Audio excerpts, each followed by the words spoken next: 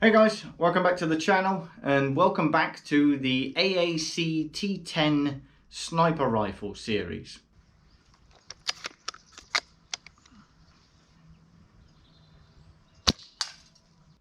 So for those of you unfamiliar with this, this is essentially a series of videos where we'll be breaking down a bog standard Action Army sniper rifle and going through replacing one component at a time where possible, and basically showing you guys what represents the biggest bang for your buck in terms of performance upgrades.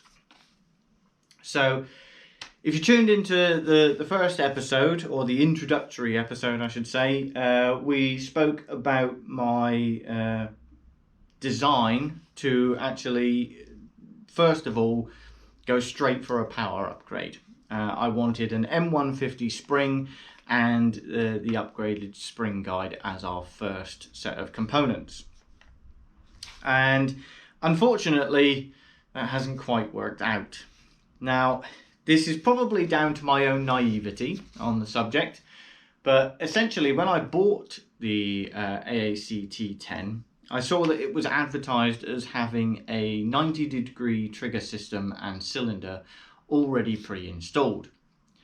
Now, as I say, it's probably a situation where I've been a little bit naive, but I assumed that would be Action Army's upgraded 90-degree trigger system and cylinder that they sell for all VSR systems.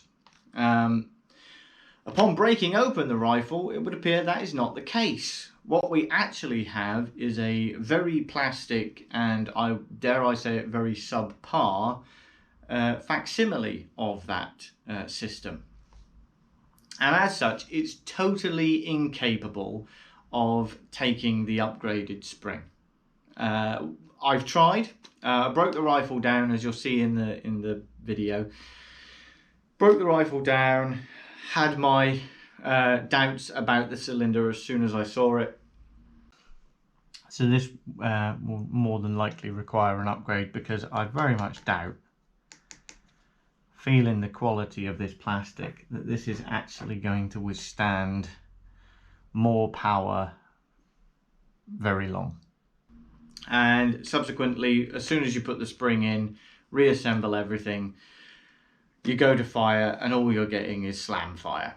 The cylinder is getting torn to pieces by the sear from the trigger system, and it's just taking chunks out of it. It cannot maintain the tension of the spring. The plastic that they've used is pretty pants, I've got to say.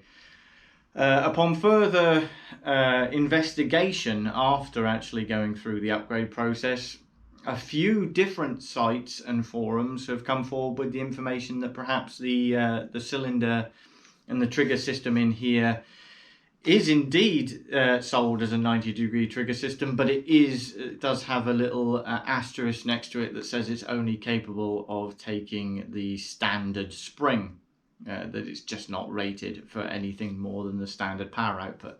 And that is very much the case, unfortunately, but I didn't see that little asterisk when I bought it. And yeah, so as such, we've kind of taken one step backwards in that respect. So what do we need to do to rectify this in the next video? Well, obviously we're going to have to go out and purchase the Action Army 90-degree trigger system and cylinder unit that is all proper and pucker equipment, so to speak. So that's going to be a £150 for the set, which is not hideous. It's not the end of the world. But what I will do for the next video is actually return the gun to completely standard. There's plenty of the cylinder material left that under the standard spring it could probably have taken the standard spring back in and use it. But what we'll do is put the new cylinder in and the trigger system, but we'll return the rifle to its standard spring and spring guide, and then I can retest the rifle and just see whether, from a performance perspective, having a better cylinder and trigger system results in a smoother trigger pull. Maybe I'm capable of grouping shots better with, better trigger discipline, something like that.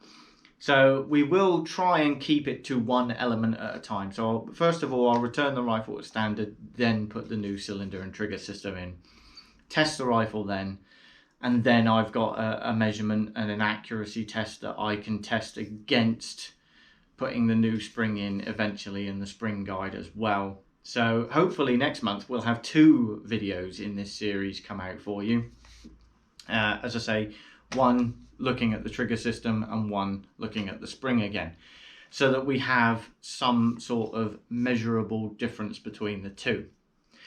So yeah, not great. We've taken a step backwards. I now have gone essentially from a working underpowered rifle to a non-functional rifle at all. So you live and learn, I guess.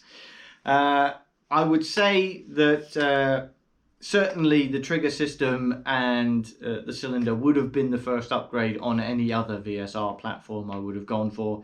But like I say, in my naivety, hearing that this had a 90-degree system already, I kind of hoped it was going to be something we could look at later on down the line, and even if it was a little bit subpar, it would stand a couple of shots at least. But that's really not the case. It's tearing itself to pieces every time I attempt to pull the bolt back. So not good at all, unfortunately. But as I say, we've learnt something together, and hopefully it will save you guys from making the same mistake through the same naive impressions. So okay, that's going to be it for today, guys. I do apologize that we haven't got anything measurable for you, but hopefully once the new trigger system arrives, we can look at this again and get some more videos out for you ASAP.